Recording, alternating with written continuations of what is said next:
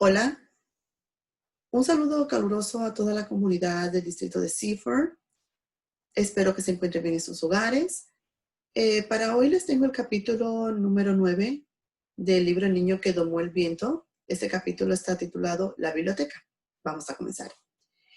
El maíz y las calabazas inundaron todo el distrito, salvándonos a todos de una muerte segura. Por supuesto, nuestras vidas no volverían a la normalidad hasta la cosecha próxima, para la que todavía faltaban 2 meses. Y a la hora de cenar, seguíamos esperando el habitual masacote de cima, pero al menos era el comienzo de una época donde en el mercadillo se hablaba de esperanza, del futuro.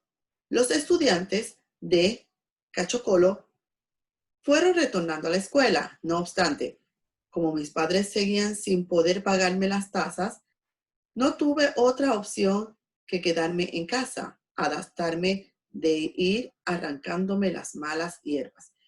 No había mucho trabajo que hacer hasta que llegaba el momento de la cosecha. Pasando mucho tiempo en el mercadillo, echando partidas de bobo. Alguien me enseñó un juego llamado ajedrez, un juego maravilloso al que también empecé también a jugar a diario. Sin embargo, eso no bastaba para mantener mi mente estimulada. Necesitaba un pasatiempo mejor, algo que supiera algo nuevo para mí, no, un reto, y que a la vez me hiciera feliz. Me pasaba día y noche pensando en el colegio, al que echaba muchísimo de menos. Entonces recordé que hacía un año habían abierto una pequeña biblioteca en la escuela primaria de Wimbe, gracias a la autoridad de Malawi, de preparación de profesores, y que todos los libros habían sido donados por el gobernador de Estados Unidos. A lo mejor leer evitaría que mi cerebro se marchitase. La biblioteca estaba metida en una pequeña habitación que había justo al lado de la oficina de la administración. Entré y fui recibido por una señora muy amable. ¿Vienes a llevarte algún libro?, me preguntó, sonriente. Sí, se trataba de la señora Edith Siquelo, que enseñaba inglés y ciencias sociales en Wimbe y que también hacía las veces de bibliotecaria en la escuela. Asentí que ahí era donde estaba. ¡Ay! ¿Qué hacer?, pregunté. Era la primera vez que entraba a la biblioteca. La señora Siquelo corrió una cortina y dejó al descubierto 3 enormes estanterías repletas de libros que casi llegaban al techo. Había allí un olor dulzón y húmedo que me resultó reconfortante. De ahí y más. Me explicó las reglas para poder sacar los libros prestados, y luego se mostró una gran cantidad de títulos que habían disponibles. Yo esperaba encontrar más que nada obras habituales de la escuela primaria y otras aburridas o libros aburridos de texto de Malaquías. Pero para mi sorpresa, aquellos libros procedían de todo el mundo, de lugares como Estados Unidos, Inglaterra, Zimbabue y Zimbabue. Vi que tenían libros de lenguas inglesas, de historia, de ciencia e incluso novelas para pasar el rato. Aquella mañana me pasé horas sentados en el suelo, hojeando y hojeando. Era especialmente fascinante. Pero terminé echando un vistazo a los libros del texto de Malaquías que mis amigos estudiaban en la escuela. Estábamos al final del semestre y mi plan era ponerme al día antes de que empezara el siguiente. Cuando estuve de vuelta a la casa, me hice una hamaca con 4 sacos de harina y la colgué entre 2 árboles. Me pasaba la mañana en la biblioteca. Por las tardes me dedicaba a leer a la sombra. Rápidamente, Gilbert se ofreció a ayudarme con mis estudios. Todos los días al salir del colegio pasaba por mi casa y me explicaba las lecciones. ¿Qué habéis visto en las clases de ciencia?, preguntaba yo. El clima. ¿Puedes copiar tus apuntes? Claro. No obstante, a pesar de lo mucho que me gustaba leer, me resultaba terriblemente complicado. Para empezar, mi inglés era malo y pronunciar las palabras correctamente requería bastante tiempo y sobre todo esfuerzo. Además, como no tenía un profesor que me explicara las cosas, había algunas que no acababa de comprender. En agricultura le pregunté a Gilbert, ¿a qué se referían como hablar de erosión? Ah, cuando la lluvia arruina el suelo. Ah, entendido. Un sábado quedamos con Gilbert en la biblioteca para mirar libros y pasar el rato. No había por qué estar siempre estudiando. El primer libro que me llamó la atención fue Las Ciencias Integradas, un libro de ciencias que usaba alumnos de escuelas secundarias mayores que yo. Contenía un montón de diagramas y fotografías de cosas extrañas e interesantes. Por ejemplo, la gente enferma de rabia y niños afectados por el huachoico, igual que tantísimas otras enfermedades que no conocía, bueno, en nuestro país. Otras fotos mostraban a un hombre ataviado un traje afilado de colores plateados. ¿Qué hace ese hombre con ese vestido allí?, pregunté. ¿A quién ponen estas caminadas sobre luna?, respondió Gilbert. Oh, caminadas en la luna. Imposible. Plantas hidroeléctricas que mencioné anteriormente y de las que abastecía todo el país. La única forma de que yo tenía era que el río bajaba hasta La Plata y que, por algún motivo, se generaba electricidad. Del modo, del cómo y por qué. Yo no tenía la menor idea. Sin embargo, aquel libro le explicaba todo. Decía que el agua hacía girar una especie de rueda gigante llamada turbina y que esto pasaba o reproducía electricidad. Pues a mí me recuerda la función de la dinámica de una bicicleta, le dije a Gilbert. También genera la electricidad, girar una rueda. La fotografía de las cataratas Clula me hizo pensar en el dambo que había cerca de casa. Durante la estación de lluvia siempre acababa desbordándose y creando una cascada. Y que pusiera una dinamita justo debajo del agua. ¡Uf!, dije. Al caer, el agua había girar la rueda y produciría electricidad. Podíamos escuchar la radio siempre que quisiéramos. El único problema sería llevar cables de allí hasta la casa, y lo que costaría una fortuna. Además, ¿qué pasaría el resto del año cuando Dambu no era más que una ciénaga? Me parece que voy a tener que seguir investigando al respecto, opiné. Aquel día, unas horas más tarde, descubrimos otro libro fascinante cuyo título era Explicando la física y que también incluía momentos de fotografía e ilustraciones, mayormente de Inglaterra.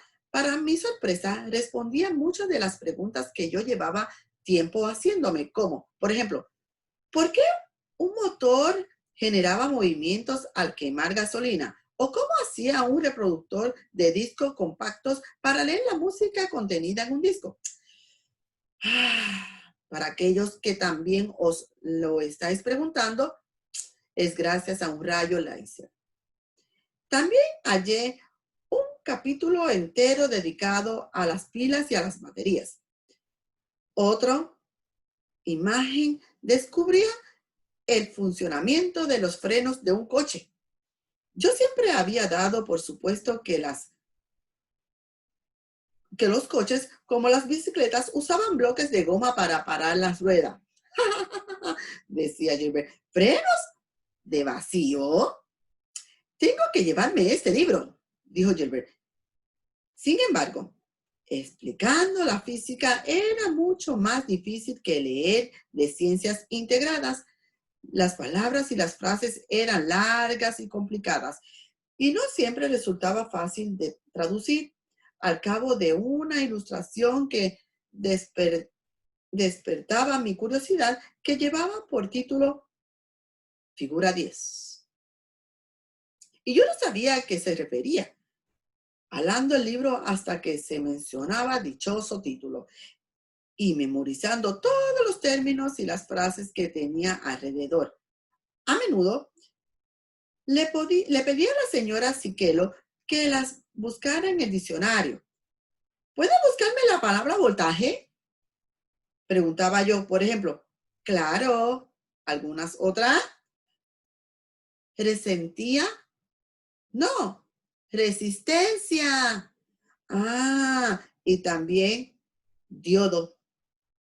Esto fue la manera en que poco a poco empecé a aprender inglés, al mismo tiempo que todas esas disciplinas científicas que no tardarían de obsesionarme. Cuando yo llegaba un par de semanas leyendo ese libro, llegué a un capítulo fascinante, el que trataba de los imanes. Ya sabía algo acerca de ellos, porque también se encontraban en los altavoces de los radios. Yo solía sacar algunos y llevarlos a la escuela, a modo de juguete, y me dedicaba a moverme pequeños objetos metálicos a través de un trozo de papel. El libro lo explicaba de los imanes, tenían dos polos, norte y sur. El polo norte es un imán, sería atraído al polo sur del otro. Y al revés, el polo sur también al norte. Mientras que los polos indicados se repelían. ¿Seguro que los habéis probado alguna vez jugando? De hecho, al mismo planeta Tierra tiene un núcleo de metal líquido que actúa como un imán colosal y relaciona a los polos. Los imanes, igual que la Tierra, poseen capas magnéticas cuyas ondas descubren entre los polos. El polo sur es una imagen siempre sería atraída hacia el polo norte terrestre. Así es como funciona una brújula, cuyo imán siempre apunta hacia el norte. Para evitar que uno se pierda, la parte más fascinante del capítulo era la que trataba de la electricidad, que funciona aplicando electricidad a una bocina de hilo de cobre. Según el libro, podían hacerse a partir de objetos cotidianos como clavos y pilas. Cuando lo ocurre es una fuerza de alimentación, como una pila, batería. Pasado a través del hilo del cobre, genera el campo magnético, que puede ser mayor si el hilo envuelve un buen conductor de la versa, aumentando usando el hilo más grueso o aplicando más voltaje. El libro contenía imágenes de electricidad gigantes, levantando coches y pesados objetos magnéticos. Los imanes más pequeños, decían, servían para alimentar motores sencillos y aparatos como radios o alternadores de coche. ¡Ajá!, exclamé, sentado en mi hamaca. Allí hablan de radios. Llevaba más de un mes leyendo ese capítulo sobre todo debía y todas las palabras inglesas extrañas que no conocía y cuyo significado tuve que ir averiguando uno a uno. Por fin había llegado a la parte más interesante, donde explicaba el funcionamiento de esa clase de motores. Es un motor eléctrico sencillo. Hay una bocina de hilo de cobre alrededor del imán del eje dentro de una cáscara metálica, que es en realidad un imán. Eso lo sabía debido a todos los radios que había desmontado y a todo el hilo de cobre que había desenrollado sobre todas las partes de mis juguetes. Cuando el hilo de cobre se conectaba a una batería o a cualquier otra fuente de alimentación, el flujo magnético generado por la carga eléctrica choca con el imán que lo rodeaba y esa colisión entre los polos opuestos hace que el eje gire. Las aspas de un ventilador, por ejemplo, giran gracias a ese principio. Debido a esa lucha entre campos magnéticos y el movimiento de eje, el motor produce un tipo de energía llamado corriente alterna, AC en inglés. También existen otras clases de energía tomando corrientes continua, DC en inglés, pero esta se halla sobre todo en pilas y baterías. La corriente continúa fluyendo en una dirección, de un polo de la batería al otro, mientras que las corrientes alternas cambian de dirección y tienen más aplicaciones, además de ser más fácil de transmitir. Debido a eso, la mayoría de los aparatos electrónicos usan corrientes alternas. En el libro se muestra un ejemplo del motor generado de corrientes alternas, la dinámica para poder hacerlo en el eje de una bicicleta. ¡Ajá!, exclamé de nuevo, recordando la voz de Geoffrey y yo tratando de encender un radio en aquella dinamo. Cuando habíamos conectado los cables de los polos de compartimiento de las pilas, no había pasado nada porque utilizaba corrientes continuas. Sin embargo, al meter los cables en las entradas marcadas AC, el radio se había encendido. Genera electricidad, ya sea en un dínamo o en las turbinas de la central hidroeléctrica. ¿No os imagináis lo excitante que sería el resultado averiguarlo aquello? A pesar de que a veces aquellas explicaciones resultaban confusas, yo me iba haciendo una imagen mental muy clara. Era como visionar un lenguaje completamente nuevo formado por símbolos, los tipos de corriente, los positivos, los negativos, los de las baterías, los de los conmutadores de un circuito y las flechas demarcaban la dirección en la que desplazaba la corriente. De golpe, entendí todo de manera clara, como si hubiera sabido desde siempre. Bueno, al cabo de unos meses, más o menos, terminé el semestre escolar y Gilbert tuvo más tiempo para estar conmigo. Una mañana fuimos a la biblioteca, pero la señora Sikelo nos metió prisa. Yo sé que os pasáis horas aquí adentro, dijo, pero hoy tengo una cita, así que encontrar algo rápido. El motivo del cual solía tardar tanto en elegir un libro era porque estaba todo desordenado. No estaban ordenados por orden alfabético ni por temas. lo que implicaba ir título por título a buscar algo que me interesara. Recordé entonces una palabra inglesa que había visto en algún libro. Gilbert. ¿Qué significa la palabra grapes? 2. Dijo. Es la primera vez que lo oigo. Busquémoslas en el diccionario. Los diccionarios ingleses Chihuahua estaban en el estante de abajo del todo. Yo siempre usaba los de la señora Sikelo, tenía en su escritorio, pero tenía en cuenta lo que había dicho. No me atrevía a pedírselo. Me agaché para recoger otro y entonces vi un libro en el que había repasado, el que nunca había repasado, y que estaba como escondido entre uno y otro. ¿Y este?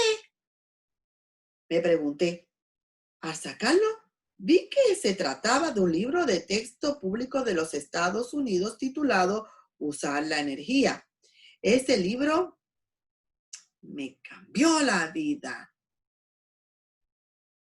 En la portada aparecía una larga fila de molinos de vientos, sí, de color blancos, con 3 aspas giradas como las de un ventilador, pero gigantescas.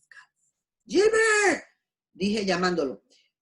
¿No te recuerdas los molinos que solíamos hacer contigo y con Geoffrey?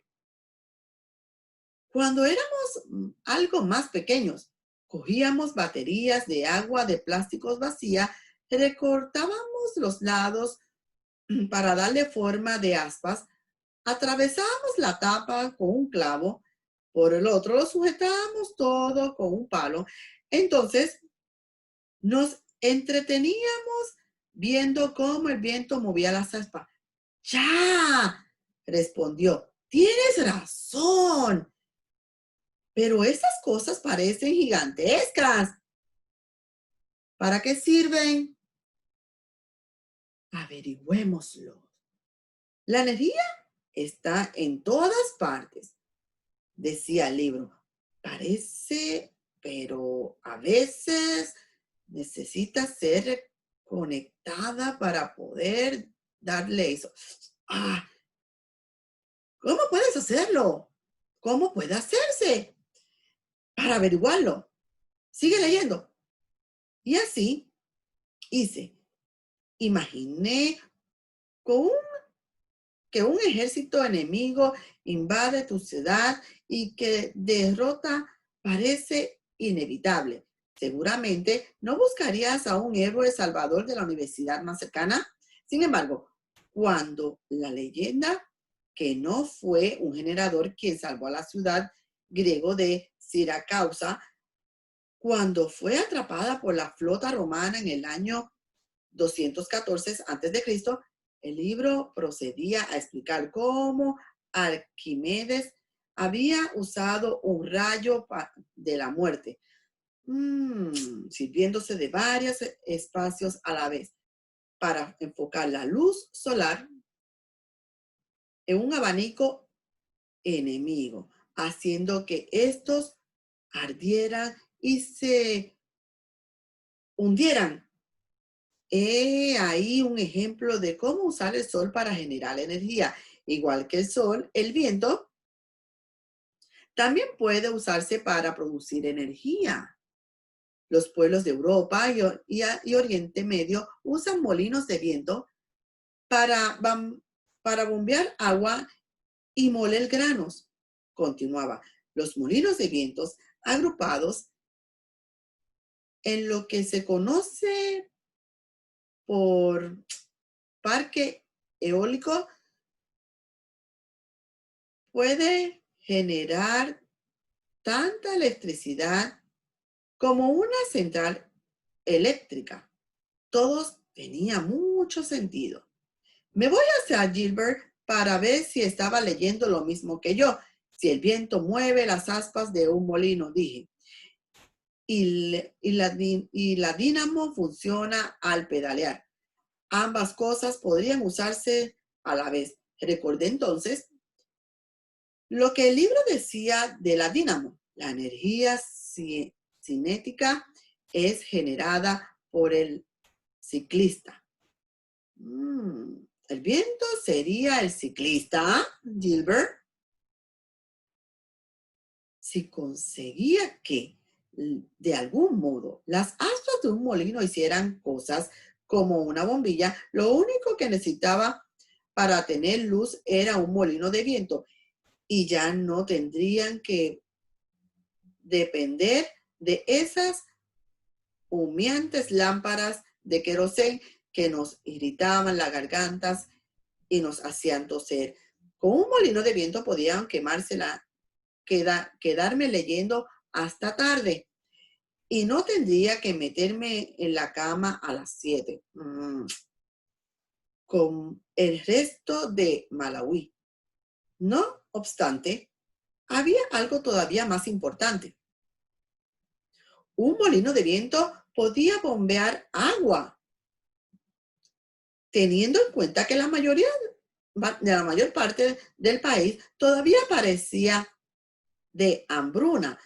Una bomba de energía podía hacer maravillas. En casa teníamos un pequeño pozo que la madre usaba para lavar la ropa. El único modo de sacar agua de él era con un cubo y una cuerda. Pero con la ayuda de un molino de viento, una bomba de agua podía irrigar los campos. ¡Dios mío!, pensé, podríamos tener 2 cosechas al año, mientras el resto de Malawi pasaría hambre en diciembre y enero. Nosotros podíamos estar recogiendo la segunda cosecha de maíz. Mi madre también podría tener un huerto permanente en el cultivar papas, hojas de mostaza, soya, tanto para vender como para poder comer en casa. Mi entusiasmo iba en aumento. Ya no tendríamos que saltarnos el desayuno, Gilbert. Y podíamos pagar las tasas escolares. Con un molino de viento podríamos, por fin, liberarme del hambre y de la oscuridad. Un molino era la libertad. Voy a construir un molino de viento, Gilbert. Y nunca había tratado de crear nada parecido. Pero sabía que si otras personas en Europa y en América del Norte podían construir, yo podía hacer lo mismo en Malawi. ¿Cuándo empezamos?, preguntó Gilbert, sonriente. Hoy mismo. Yo podía imaginarme el molino, pero antes de acometer algo de esa envergadura, tenía que experimentar como un modelo más pequeño. Sin embargo, necesitaba los mismos materiales: aspas, ejes, rotor, cable y algo de uno como un dínamo o un motor pequeño para generar la electricidad. Geoffrey y yo usábamos botellas de agua normales y corriente de la casa. Eché un vistazo por ahí y encontré justo lo que necesitaba: una botella vacía de loción hidrobotante y mis hermanas usaban para jugar a cricket.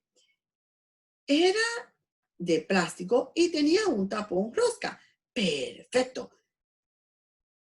Sin sacar el tapón, corté la parte de abajo de la botella con una sierra y luego corté los lados y les di forma de aspa. A continuación, hice un agujero en el centro de la tapa. Clavé a esta en una caña de bambú y luego clavé el palo al suelo detrás de la cocina. Me di cuenta de inmediato de que las aspas eran demasiado pequeñas para que el viento las hiciera girar. Tenía que ser más largas. En el pueblo solíamos bañarnos en una especie de chozas pequeñas, hechas de hierbas secas.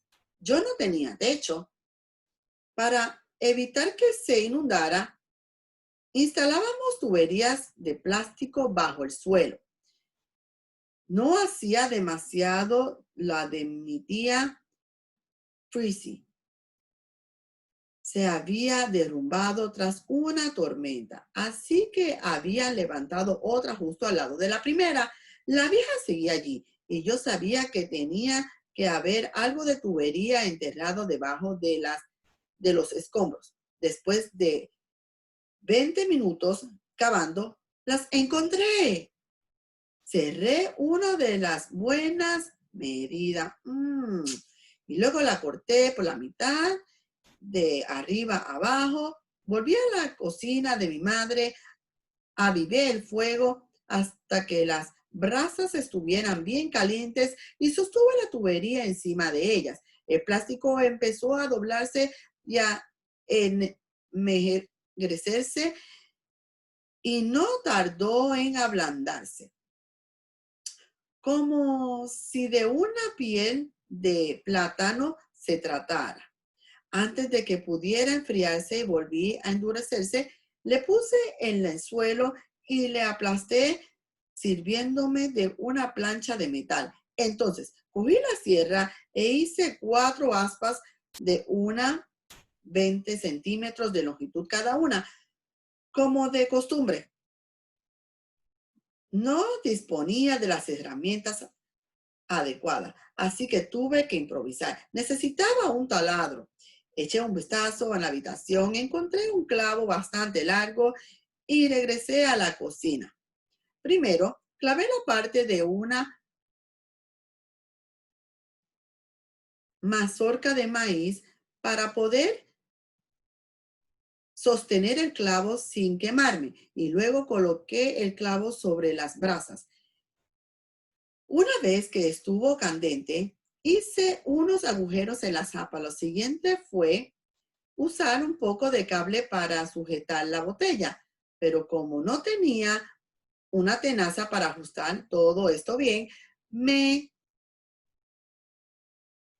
levanté de algunos juguetes por allí.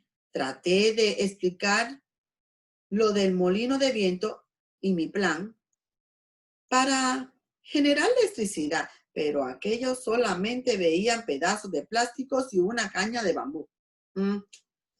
Incluso los niños pequeños jugaban con cosas más normales. Dije, vete al campo a ayudar a tus padres. Es que estoy construyendo algo. ¿El qué? Algo que nos ayudará en el futuro. Ya te diré yo un par de cosechas sobre el futuro, exclamó echándome. De nada sirve insistir. Lo que necesitaba a continuación era un dínamo o un motor y no tenía la menor idea de dónde encontrar algo así o parecido. Ninguna de las dos cosas. Por supuesto, sí que sabía dónde comprarlas. En el mercadillo había un hombre llamado Down que tenía un dínamo en una venta de ferretería. Llevaba meses en la estantería. Desde antes incluso de la hambruna volvió un plástico, envuelto en un plástico tan reluciente y tan lejos de mi alcance. Decidí darme una vuelta por ahí y efectivamente ahí seguía. Dowd sonrió al verme y yo traté de resultar lo que encontraba posible. Buenos días, señor Dowd. Le saludé. Buenos días. ¿Cómo está su familia? Bien, bien. Gracias por preguntar. Oiga, ¿cuánto cuesta ese dínamo de ahí? 500. Me incliné hacia adelante y traté de poner mi mente rara de pena. Y esta carita. La verdad, señor Dow, es que no tengo tanto dinero. Él se echó a reír. Ya sabes cómo funciona esto. Ve a buscar el dinero y vuelve. Seguiré allí Y si no puedo perder que me traigan otro, yo podía conseguir esa suma haciendo algunos yanjú aquí y allá. De hecho, había oído que habían chicos ganaban hasta 100 guachá al día descargando camiones de mercancía en una tienda de alimentos sin trabajar. Sí, trabajando una semana, a lo mejor podía reunir el dinero. La mañana se hizo la tarde, hacía un calor abrasador y yo me había olvidado de llevar agua. Por fin salió el encargado. ¿Qué hacía ahí de pie? Preguntó. Esperando los camiones. Vienen todos los días, contestó. Menos los lunes. Era lunes. Menuda suerte la mía. Esa noche en casa se me ocurrió otra idea. Perfecta. Un dínamo de bicicleta era el motor eléctrico ideal para el molino de viento.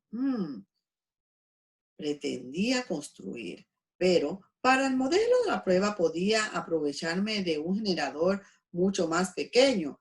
Sabía justamente dónde encontrarlo. Fui hasta casa de Geoffrey y lo encontré en su habitación. ¡Hey, Bambo! ¿Recuerdas dónde pusimos aquel radiocassette marca internacional? ¡Ya! Está por ahí. ¿Por qué? ¿Por qué quieres usar el motor para generar electricidad? ¿Electricidad? ¿Con un molino de viento? Cada vez que Gervais y yo íbamos a la biblioteca, Geoffrey decía que estaba demasiado ocupado tratando con el campo. Y decía, ¿verdad? Tampoco parecía muy interesado en acompañarnos. Vamos a la biblioteca, le decíamos. ¿Te apuntas?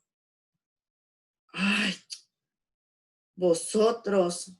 Y a perder el tiempo, contestaba. Esa vez, sin embargo, cuando le hablé de mi idea de construir un molino de viento para generar electricidad y después de mostrarle lo que había hecho hasta el momento, vio las cosas de otra manera. ¡Genial! Dijo. ¿De dónde has sacado la idea? De la biblioteca. En cuanto Geoffrey encontró el radiocassette que estaba debajo de su cama, yo me puse manos a la obra. Mi destornillador, en ese caso, consistía de un radio de bicicleta que yo había aplastado contra una pared. No era muy elegante, pero me permitía sacar los tornillos de las cáscaras del aparato para poder acceder a su interior después de tirar y de hacer palancas. Conseguí sacar la platina del cassette y llegué hasta el motor, que era la mitad de largo de un dedo que tenía sujeto una ruedecilla de cobre que hacía girar los imanes del interior. Cogí un poco de cable y conecté el motor al molino. Mi idea era que la tapa de la botella de la loción se hiciese girar a su vez la rueda de cobre, como dos marchas de movimiento, pero la tapa resbalaba contra la rueda, por lo que tenía que hacer algunos cambios. Ay, tenía que haber fricción en ambas piezas. Necesitamos un poco de goma, le dije a Geoffrey. ¡Ya! Pero, ¿de dónde la sacamos? No lo sé. De un par de zapatos, tal vez. Muy buena idea. Por desgracia, la goma de nuestras chancletas era demasiado blanda y poco duradera. Y la verdad era que en Malawi todo el mundo llevaba el mismo calzado. Necesitamos un tipo de goma más resistente, como la que usaban para friccionar las sandalias que calzaban la mayoría de las mujeres en Wimbe. Solamente había un problema. Una empresa llamada Short Rubber iba al pueblo, un pueblo recogiendo calzados viejos para reciclarlos y ofrecer medio kilo de sal por cada par, por lo cual obviamente casi todas las mujeres aceptaban el trato. Me pregunté entonces si todavía sería posible encontrar calzados de segunda mano en algún lugar. De todos modos, había que entenderlo e intentarlo. Geoffrey y yo nos pasamos el día resolviendo, buscando en Wimby y en Massapequa en busca de esa clase de sandalias. Por fin, después de meter las manos entre cáscaras de cacahuete, cacahuates, pieles de plátanos y latas oxidadas, Geoffrey sacamos unas sandalias Tonga. La sandalia era de color negro, pero había de llevar tanto tiempo en la basura que se había vuelto de un tono grisáceo y estaba cubierta de una capa de suciedad, además apestada. A pelo de cabro. Buen trabajo, colega, dije. Cogí un cuchillo y corté un trozo de goma circular, lo bastante pequeño para colocar encima de la rueda del cobre del motor a modo de tapa. Tardé más de 1 hora en hacerlo, pero cuando terminé, las dos piezas giraban perfectamente. Lo siguiente era probar el motor para ver si giraba corriente o generaba la misma. Geoffrey hizo girar las aspas con las manos y yo me puse los dos cables en las puntas de la lengua. ¿Sientes algo?, preguntó. El molino nos decidíamos por el radio favorito de Geoffrey, una vieja Panasonic que solía escuchar mientras trabajaba en el campo. Él le encantaba la música de Billy Conda y yo me la encontraba a menudo bailando en los maizales al son de la misma. Sostuve el molino mientras Geoffrey sacaba las pilas de la radio. Gracias a lo que yo había aprendido en los libros, supe que, como el aparato funcionaba con pilas, el motor debía de generar corriente continua, lo cual quería decir que podía conectarse a los cables directamente a los terminales positivos y negativos. Geoffrey metió los cables y los ajustó. ¿Y ahora?, preguntó. Hay que esperar a que el viento mueva las aspas. Tan pronto como acabe de pronunciar la frase, sacudió justamente eso. Las aspas se pusieron en movimiento y la rueda empezó a girar. La radio emitió algunos ruidos y silbados y de repente oímos ¡música! Se trataba de mi grupo favorito, los Black Missionary, que sonaban por radio. Pegué del salto a casi desconectar los cables. ¿Oyes eso?, grité. ¡Le hemos logrado! ¡Funciona! ¡Por fin!, dijo Geoffrey. Estos sí que son superpoderes. El éxito de mi pequeño molino de viento me proporcionó la confianza suficiente para construir uno más grande y me puse a hacer una lista de materiales que había o que necesitaba. Volvería a usar tubería plástica para las aspas, aunque tendrá que ser mucho mayores. Luego tendría que conseguir un buen disco de metal que hiciera las veces de rotor, además de un eje sobre las que girara todo. Lo mejor que se me ocurrió fue el buje de una bicicleta, que es lo que permite girar las ruedas y por ende, lo que hace por mueva la cadena de pedalear, que se mueva la cadena de pedalear. En aquel caso, y reemplazaría los pedales de las aspas cuando las ruedas traseras girase.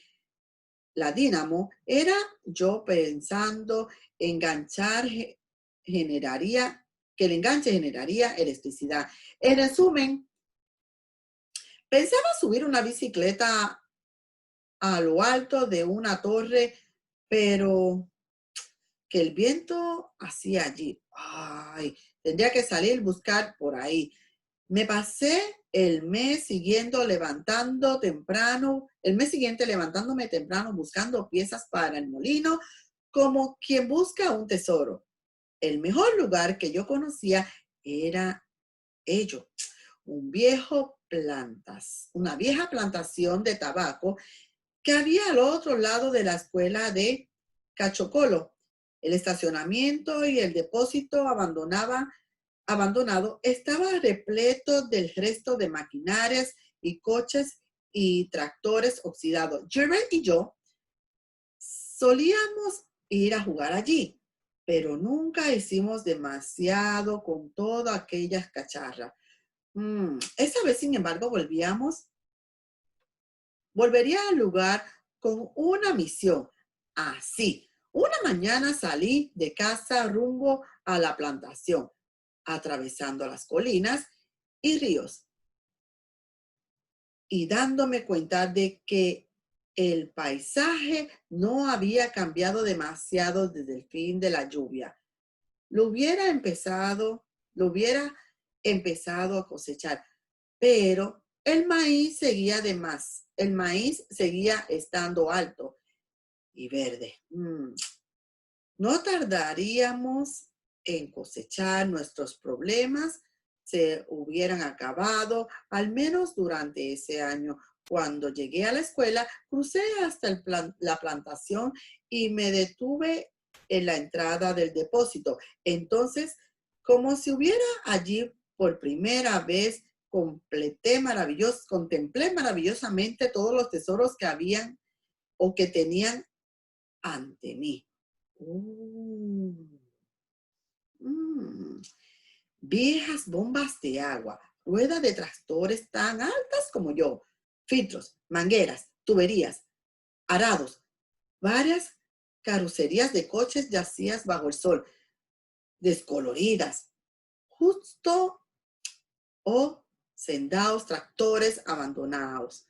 No tenían neumáticos ni motores, tan solo cajas, cambios de oxidados. Los salpicadores estaban destrozados, pero los ventales, las palancas de cambio y los pedales seguían intactos. Estaba completamente solo y solamente se oía el sonido de las hierbas meciéndose al viento. La primera tarde encontré un ventilador de grandes dimensiones, proveniente del motor de un tractor, que sería perfecto para el rotor de mi molino. Podía atornillar las aspas al plástico directamente a las aspas metálicas del ventilador. Ese mismo día hallé también un amortiguador gigantesco que golpeaba una y otra vez contra el motor para romper la cáscara. Dentro había un pistón bien largo que sería ideal para hacer un eje de molino. Necesitaba también algunas especies de rodamiento para conectar el amortiguador y el buje y reproducir la fricción. Para dar con el tamaño adecuado, usé un trozo de cuerda como cintas métricas y fui el licoidal oxidado para golpear el radiante y sacarlo de un sitio.